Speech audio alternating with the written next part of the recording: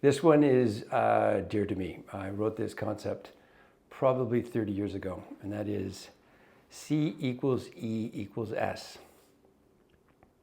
A customer equals an employee equals a supplier.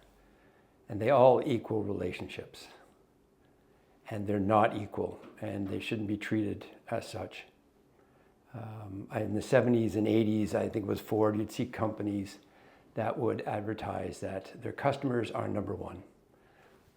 Customers always right. Customers are number one priority. That's what we get out of bed for. And then maybe 20 years ago, you'd have Virgin, Richard Branson saying, our employees are number one. Yay, number one, right? A number of years ago, I took over a cheese store and did the math. It was losing money and was able to turn it around within 90 days, actually.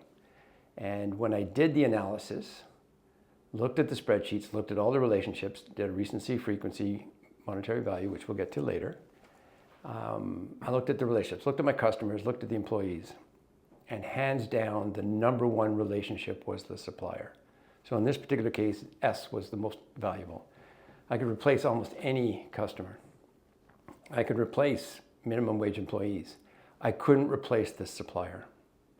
So at the end of the day, your best customers, your best relationships are the ones that you've done the analysis. So until you measure it, you don't know. And so we'll get into it later. It's called RFM.